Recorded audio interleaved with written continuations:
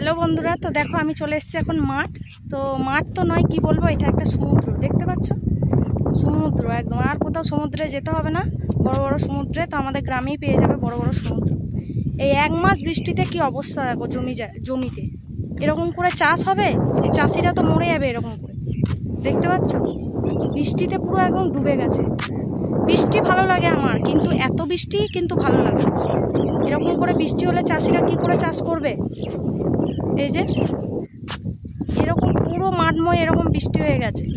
একবার যারা বীজ লাগিয়েছিল তাদের বীজ তো নষ্ট হয়ে গেছে, আবার দ্বিতীয়বার তারা বীজ লাগিয়েছে। তো এরকম করে চাষিরা তো মাঝ মাঠে মারা যাবে, দেখতেই পাচ্ছ। এই যে তা তোমাদের দাদাভাই চলে এসছে মাঠে। তো এখানে আমাদের জমিটা কিছু বাবা নিড়িয়ে গেছিলো, আর কিছুটা নিড়াতে হবে, তো দেখতে পাবে না, অনেক দূরে রয়েছে তোমাদের দাদাভাই। তো আমি তোমাদের দাদাভাইকে বললাম তো আমিও যাই একটু নিড়িয়ে আসি। তোমাদের দাদাভাই বললো না, তোমাকে যেতে হবে না, থাক। তো দেখো এখান থেকে আমি ভিডিও বানাচ্ছি। গোটা মাঠ, এইদিকে মাঠ এইদিকে মাঠ, গোটা মাঠে একদম জলমগ্ন হয়ে গেছে একদম, দেখতে পাচ্ছ? এই যে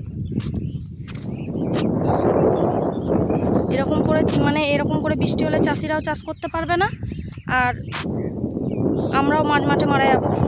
আমি এক মাস ব্যবসায় যেতে পারিনি, এক মাস বসে, এক মাস ধরে এরকম করে বৃষ্টি হচ্ছে, ব্যবসায় যেতে পারছি না, কিছু না। এরকম করে আর ভালো লাগছে না, কবে যে বৃষ্টিটা বন্ধ হবে। এই যে দেখো